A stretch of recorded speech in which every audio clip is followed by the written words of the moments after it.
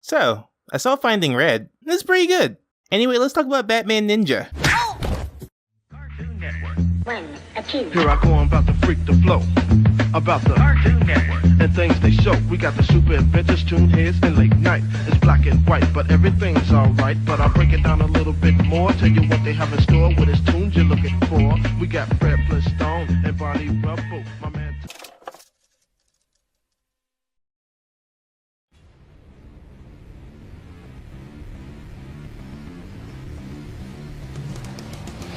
So the Batman is finally out. Robert Pattinson has finally made the transition from wizard to vampire to Batman, which we all know is a natural process. Read a book. Also, he got to be interviewed by a VTuber I like, and I only kinda want to strangle him. And I know everyone is super excited to finally have a good new Batman movie. But, in case you haven't noticed, we've been getting tons of great Batman movies. Just barely anyone cared because they were animated. But hey, whatever, keep on treating animation like a second-class citizen. More good movies for me. Have fun watching Superman snap necks, which you would think I would be into, but I guess that says a lot about the movie. But yeah, I love animated Batman movies. In fact, I would say some of his best have been animated ones. And when you have a character with as long a history as Batman's, you're gonna see a lot of unique takes on the character. Especially in a medium like this. From The Long Halloween to the Return of the Caped Crusaders, we have seen Batman in nearly every shape and form. But there is one Batman movie that stands out, even in a sea of contrasting titles like this. A Batman movie that threw nearly everything we knew about The Dark Knight straight out the window. And today we're taking a look at it. I'm your host and feudal lord D'Angelo Edwards, and today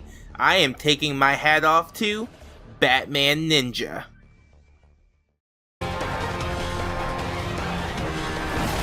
When the country is in chaos, a foreign ninja wearing the mask of a bat will come and restore order to our land. Great shinobi from across the sea of time, Lord Batman.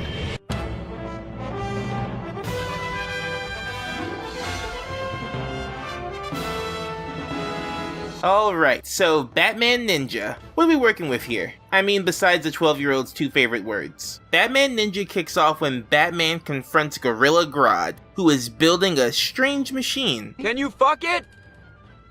No. Oh, that machine, however, turns out to be a time machine, and during their fight, both Gorilla Grodd and Batman are flung into the past, where Joker's evil is law. Cause I guess he's there too, along with Catwoman. And Harley Quinn, Two-Face, Deathstroke, Pumpkinhead, Jukebox Jaw, Neon Noodle. Point is, not only did Grodd and Batman get sent back, but a good chunk of his rogue gallery, and basically the entire Bat family are there as well. Now Batman must seek a way to return to the future by mastering the ways of the past, all while stopping Joker from taking over Japan, and permanently altering history.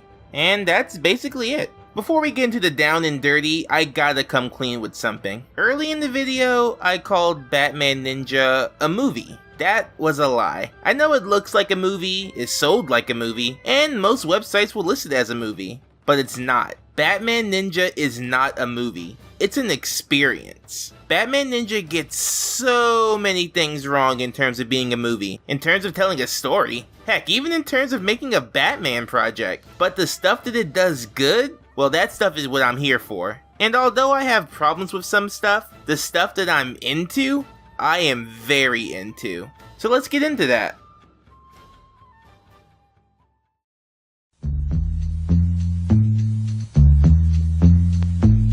Cartoon Network.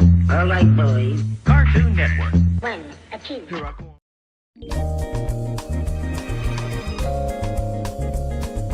Just because it's an animation, people think it's not legit. Haven't you heard? Everyone's been calling me Dairoku Tinmao, the Demon King, the most powerful man in Japan. But you can call me Lord Joker. First off, we can't ignore the unique look of this thing. CGI anime is very hit and miss for me. It used to be a surefire sign that whatever you were gonna watch, it wasn't gonna be that good. 2016 Berserk, anyone? Oh! But when studios do it right, it can shine just as bright as their 2D counterparts. And Batman Ninja is a great looking film. With character designs by Takashi Okazaki, the legendary creator of one of my favorite animes, Afro Samurai, this thing oozes style. Every character here is stylized wonderfully, especially once you see how everyone is settled into Japan. You see, everyone who got sent to the past, except for Batman himself, got there 2 years earlier, which means they've pretty much adapted. New costumes, new hairstyles, and new time-appropriate weapons. 5! Unite and serve the sixth heavenly deity, Lord Joker! Well, mostly time appropriate. Everyone has these great sharp looking silhouettes, and the colors really pop in this thing. Also, this has got to be one of my favorite Catwoman looks. I especially love the design of the Joker in this. His color scheme works great in his new feudal styled look, and the way they incorporate his classic chattering teeth into it, brilliant.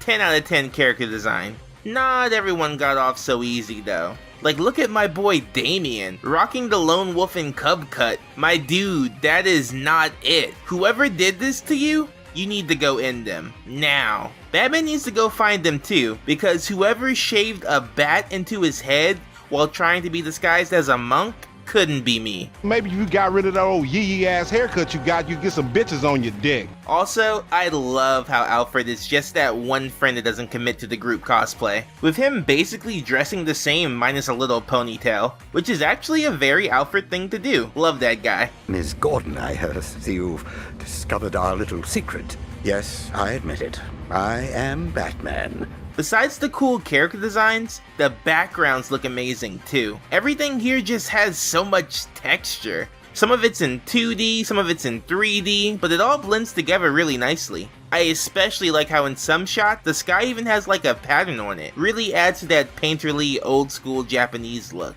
And all of this comes together beautifully in the animation. The fight scenes are dynamic and full of energy, but still really easy to follow. Some quality storyboarding went into this thing. And although some of the quieter scenes can look a little stiff in comparison, other times every moment is brimming with life. There's even some cool scenes where they completely drop the CGI and go fully animated.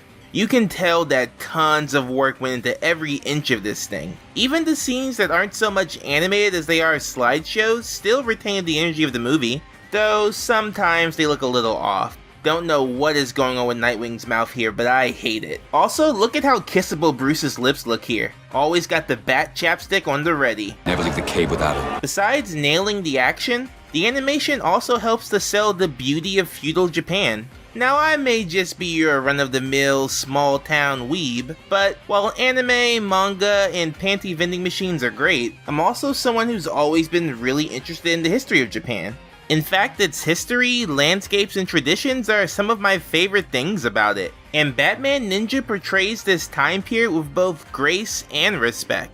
Great care was put into not only the setting, but all the little references to Japan's history, culture, and events. The weapons that the ninja use are accurate to the real stuff ninjas actually use. The new costumes have real thought put into them. Gorilla Grodd's new look is basically a big reference to Toyotomi Hideyoshi, a big player in Japan's history that was said to have a monkey-like face. And one look at Joker will tell you that he's supposed to be Nobunaga. Family crest, armor, and landmarks are all extremely accurate to real life. Sure, a lot of this movie goes by the rule of cool, but so much love and attention to detail was put into its portrayal of Japan, and I enjoyed that just as much as the crazy robot fight scenes. Okay, maybe not as much, but close enough. So yeah, Batman Ninja nails the look, style, and history of what it's trying to go for to a T. And in that sense, I think it's a triumph. But all the other stuff, well, we'll get to that after the break.